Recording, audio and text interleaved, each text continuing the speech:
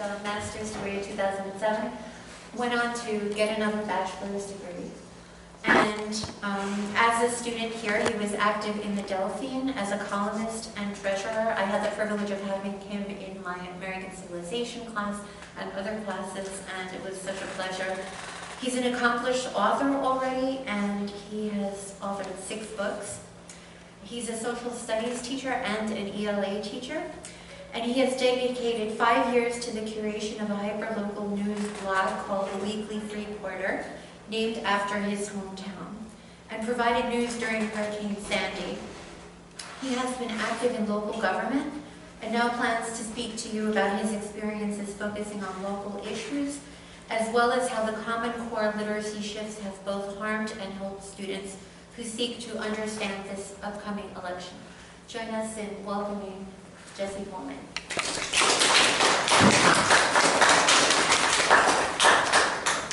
Hello, Adelphi and the surrounding community. I'd like to start by offering my thanks to the University for its hospitality, to Dr. Christina Zaccarini for all of her support, to Tracy Levy of Poli-Sci and Stephanie Lake of Criminal Justice for their aid in planning all of this out, to Marcus, who gave an awesome speech, to Anthony, your stories blow me away, man.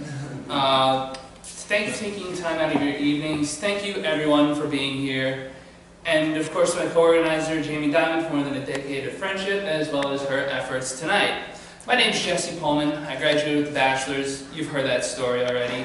The Adelphi still has this feel to it that I can't quite explain. It's got something to do with the old trees, the shade they provide. I've done a lot of different things in my life so far. I've been a lifeguard since I was 16, and I'm turning 32 next week, so that ought to date me. I was a teaching assistant for 5 years in Freeport. Then I became a teacher for New York City. While I held these jobs, I've written half a dozen novels, had an occasional article published by The Hill or the Daily Coast, and I ran the Weekly Freeporter, which for 5 years, it was a great experience, and we'll be talking about that quite a bit. But today, we're talking about the importance of voting and how I've observed in my professional life some vital missteps in the system and how to correct them. First step we need to talk about is voter registration, and I know Marcus said a lot about that, so for those of you who are interested, there are booths being set up. That's incredible. The voter registration deadline is October 14th. I mean, you've got about a week left to get registered if you haven't already. We're also talking about the impact voting can have and why it's important, regardless of what you think about this year's calamitous presidential election, to be involved, to be engaged. You have to make voting a habit. And the problem usually lies in knowing who you're voting for and why you're voting for them, especially in what's called down ballot or more like local races. In my experience, I found that people know that they should vote, but don't know who to vote for because they get mired down in the day-to-day mechanics of government. They don't realize, for example, that New York City has its own legislators and agencies that are separate from, but connected to and subordinate to New York State's. The news that they're exposed to hardly focuses on the local issues because papers are dying. Everything's going digital and everyone's trying to go global and national in order to survive. Well, most people aren't even registered in political parties, so they generally can't vote in primary elections to help decide what candidates they want to see run. They just get to vote in the general election, and their choices are usually the people who are nominated by the party elite. People who might have been chosen because of party loyalty instead of good ideas. And people who might even have unfairly drawn districts to make their re-election easier. It's clear this path is unsustainable, and we're here to learn how to fix that. Let's start by briefly examining some case studies to find places where greater voter participation may have helped. In this year's Democratic primary in Iowa, one of the earliest states to vote and one of the best opportunities to build momentum for a presidential campaign, more than 5 precincts ended with exact ties between Bernie Sanders and Hillary Clinton. According to The Atlantic, the winner of these contests was ultimately decided by coin flips. That's right. They flipped a coin. While the flips themselves only represented a difference of 1 delegate in each area, Clinton is forever lucky, and she won all 5 of them, giving her a significant edge in the broader nationwide vote, had one more Clinton or Sanders supporter showed up, just one more person, showed up, those coin flips never would have happened, and the voters would have decided instead of just chance, instead of fate. The only way to make sure we never again face a situation where presidential candidacy is decided by coin flips or court battles is to make sure we vote. Voter turnout in America has been exceptionally low in recent years. Marcus was talking about this quite a bit. He talked about how it correlates to student government elections. I'm going to give you a little more numbers on that. According to fairvote.org, an independent organization which measures voter turnout, only 61.6% of eligible voters, less than 2/3, took part in the 2008 election that saw President Obama become president. Remember, not every election is for president, and as you might have guessed, less people turn out to vote in elections that aren't for president. 2 years later, in 2010, a midterm election of congressmen and other down-ballot races, without the press attention of the presidential election, had a turnout of only 41%. So in 2008, voter turnout was 20% higher, the Democrats won. In 2010, turnout was lower, the Republicans claimed victory, seizing both the House of Representatives and many state governments to boot. That fits a trend that's been widely documented for at least the last 2 decades. Higher voter turnout favors Democrats. The smaller the election, the smaller the turnout, bringing us to our next case study. Last month's Democratic primary for New York State's 18th Assembly District, which encroaches into Hempstead, by the way, so it's nearby, had 50,000 voters eligible. The winner was the incumbent. She won by about 600 votes, but only because she received 2,000 while her competitor received 1,400. That's less than a 10% turnout, and there were many districts where there was no challenger at all in the primary. So let's go deeper here. Let's look at a map of the 18th district, and I am not a great artist. It is not even high up enough for you to see. Let's break the laptop in the process. All right. This is not to scale. It is the 18th Assembly. As you can see, I've even fit into the 21st Assembly a little bit. It looks like a horseshoe, not a community. In fact, if I were to say something, Freeport is down in here. Hempstead is up in here. Why does that matter? Well, this practice leaves a split between 2 districts, meaning the community does not have a single voice in the state assembly. Only half the town can vote in each district, which Mr. Miller talked about, severely weakening its political clout. This practice is called gerrymandering. It's really unethical, and both major parties have dipped their fingers into this. It's far from the only dirty trick in the book. You see, as Mr. Miller said, districts get redrawn based on a population check called the census. It's done every 10 years, and the political forces of change in an area get to decide how those districts are redrawn. So when Republicans took Congress in 2010, the state governments they also took over redrew their districts in such a way as to shield the seats they had won. In other words, they found a procedural way to protect their power. But if there are so many voting districts being redrawn to protect incumbents and so many forces working against the average voter, how can we change the system? And the answer is, it sounds simple. But in reality, it's complicated and requires consistent dedication. We have to hold each other morally accountable for voting in every election we have. This doesn't mean you have to vote a certain way. Once you're in the voting booth, you don't really answer to anyone except yourself and whatever higher powers you might believe in. But hey, we have to focus on making sure people come out and vote. And short of a law like Australia has mandating that people vote, we only have one surefire way of encouraging voting. And unfortunately, the most incredible displays of voter activism I've recognized always come after a crisis in leadership. In 2008, you saw high voter participation because people thought we were coming off of a particularly nasty presidency and people thought we had an opportunity for change. And in 2016, we saw the Bernie Sanders movement. And I found the reason why action lags so far behind a problem is that the problems themselves seem so overwhelming that people just tune out. They go blank. My role in this process throughout 5 years of producing hyperlocal journalism was to find out about stories in my community that weren't widely discussed and put them out to the public. I provided free information that others simply didn't, even when it was about vital subjects. I'd say my proudest moment was when I was one of the few people providing Freeport with news about Hurricane Sandy as it happened. I served as a lifeline for people who were out of town and trying to find out how Long Island was dealing with the crisis. However, that isn't the reason why I started the Weekly Freeporter with my colleague Jason Bass. I wanted to get to the truth of what was happening in my town as far back as 2010. Let me give you an example. You see, at one point, a state assemblywoman named Earlene Hooper teamed up with the former mayor of Freeport, Andrew Hardwick, to evaluate whether or not the town would be well suited to building an incinerator along its south shore. The mayor signed what's called a Memorandum of Understanding with Zhongdae Waste Technology, a Chinese company that builds garbage-fired power plants. But it seemed like nobody in town understood what the term Memorandum of Understanding meant. Was this power plant breaking ground tomorrow, next week? We didn't know. This document just slapped us out of the blue. An unofficial town meeting was almost immediately held where a member of the Board of Trustees explained how utterly impossible this was.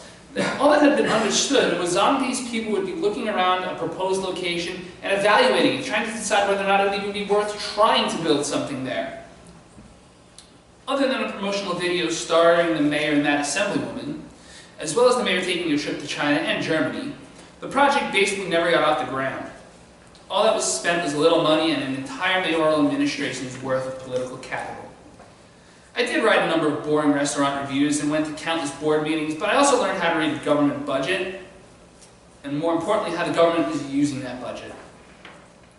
I saw scandals ranging from cameras in a lifeguard changing room to the proposed discontinuance of a decades-long tradition, Freeport's Nautical Mile Festival. I watched the mayor get elected to replace an allegedly corrupt administration, only to find himself in scandals about how he used race as a criteria for hiring police chiefs. As a journalist, it was my obligation to bring facts and official statements to my readers and to provide them with the necessary information to draw their own conclusions about what was going on. And that's about when you ask yourself how I've reflected upon this learning as a teacher. As an educator, I've seen how multiple schools in the city, as well as my Long Island, handle educating children about their own backyards. And overall, my verdict is that it's a poor education at best. But maybe there's an unlikely light at the end of this tunnel. You see, most high schools I've worked for, city or suburban, do not have classes about Long Island history, New York State history, or even New York City history. Students are rarely educated about these topics, because the truth is, they're not on the New York State Regents exam that students have to pass at the end of the year. Very little of it has to do with their hometown's history. When we transitioned from the old content-based standards to Common Core, however, we inherited a mess of problems because we were teaching a skills-based type of history. The sort of thing we might want students to be familiar with, like how do you cite a source? How do you determine whether or not a document is authentic? How do you evaluate the impact that a social movement has? You see, these are things that are skills-based, but the New York State Regents remained, and in U.S. history I believe it still remains, a content-based test. It studies what students know, not how well they can do history. We're finally transitioning to a Common Core-based exam, but Common Core itself is highly controversial, especially when it comes to my absolutely least favorite area, math. And it may not even survive long enough to be fully implemented. But the unexpected reward of Common Core, it's worth noting, has been that it gives teachers the opportunity to inject into their curriculum what they want to see. Because we're looking at skills-based assessments, because we're looking at how well someone can do something, we're really allowed to create our own units, to create our own content to teach. And we expect that at the end of the year, the Regents will reflect the skills the students have learned, not what they know off the top of their heads. This isn't going to be some fact-check quiz, are you smarter than a 5th grader? It's going to be about how well you can perform history.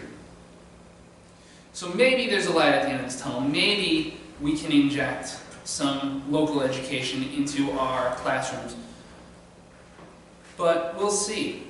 Paraphrasing John Green, we pay for our schools even when we don't have children because we don't want to live in a dumb country. And on Long Island, that's an extravagant amount to pay, and there's no point in spending that money if our students won't know anything about the neighborhood they live in. We need our children to understand the importance of following their local political scene and structure, because without it, they can find that they show up to vote one day and get told, "We're sorry, but the person you wanted to elect isn't up for election in your half of the town, because your town is split up across, as you can see in these tiny little clippings, 2 districts." But finally, I want to talk about 3 things that can really change this game. They are constitutional amendments that we need to make a reality. The first is a requirement that all elections be federally funded, and it's sponsored by some pretty significant but independent interests. For example, there's a group called Wolfpack. They are heavily invested, and they claim they've already got this amendment passed in 5 states. This is a big response to the Citizens United decision. Is anyone familiar with that, by the way? The outcome of this Citizens United? Well, it was a Supreme Court decision where this group called Citizens United sued the Federal Elections Commission, and they said that a limitation on the amount of money they can put into the political system, the amount they can donate, is a limitation on their free speech. In other words, money equals speech, and to a lesser extent, they decided that corporations equate to people. Now, you and I, we know corporations aren't people. They're legal constructs that remove liability from individuals. However, even today, there's an almost unlimited amount of money in the political system. And these groups, like Wolfpack, believe if you can pass a constitutional amendment to require publicly funded elections, you're going to find that the people get their voice back. You're going to find that we have a say in what happens. The next big idea, really, is called ranked choice. It would have to be done nationwide. There are some states that are experimenting with it. But let's do some math here. Right now there are 4 presidential candidates, and I'll list them in the order that they're polled at throughout the campaign. Hillary Clinton, Donald Trump, Jill Stein, Gary Johnson comes first, and then Jill Stein. Many Americans feel trapped between the first of these 2 choices because even a former governor like Gary Johnson can't seem to get above 10% in the polls. And people are so afraid of their least favorite choice winning that they vote for their second least favorite choice. And ranked choice is going to end that. Some people call it single transferable vote, and it's a system that works basically, let's say you have somebody who wants to vote for Jill Stein. They really do, their heart's set on it, but they're still afraid of Donald Trump. So they vote for Jill Stein as their number 1 choice, and they list, for no other reason than she's the alternative, Hillary Clinton as their second choice. Jill Stein's polling, at best, about 5% according to Real Clear Politics, and that's a high estimate these days. But in a system like this, her numbers could go up because liberals are no longer afraid to put her first, because they know, should she lose, their vote will go to their second choice, Clinton. Now, being a teacher, I'd like to assign you a little homework. Go onto YouTube and search for a guy named C.G.P. Gray and look up his video about single transferable vote. Give it a good watch. You will thank yourself. But the final one that I want to talk about, it should have already happened. It should have come after the 2000 election. I think, Marcus, you mentioned this too. It's a doozy. In 2000, and you might not remember this, Al Gore won the national popular vote. He won more votes than George W. Bush did. But George W. Bush became president because, well, we had a really close electoral college race, and it went down to the state of Florida. And George W. Bush, well, his brother was the governor of Florida. He pulled a couple of strings, maybe, we're not sure. People are saying that, if you get the inside joke. But guess what? Al Gore stepped down gracefully. It went to the Supreme Court. He challenged it, but when he lost, he stepped down. He said, all right, fine. And this is the 3rd time in American history that we've had the popular vote overrun by an electoral college vote. Right then and there, both parties should have at least honored the will of the people by speaking up about it and proposing a constitutional amendment to end the electoral college. An arcane, antiquated, anti-democratic system that I'm not going to go into any more detail about here because it disgusts me. But after giving you all this bad news and all these high-priority missions, let me tell you the best news. You see, constitutional amendments can just about be started by the people themselves. We start on the state level. Our state legislature has to pass these things in order to move them up the chain. It's something we have control over. And here we tie back into our main objective of this evening, the importance of making sure that you elect a local government that works well.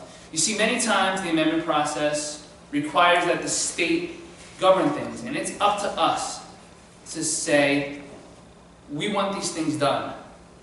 We want to see ranked choice. We want to see an end to the Electoral College. We want to see public funding of elections. Get the money out of politics and save our democracy, is what some people say.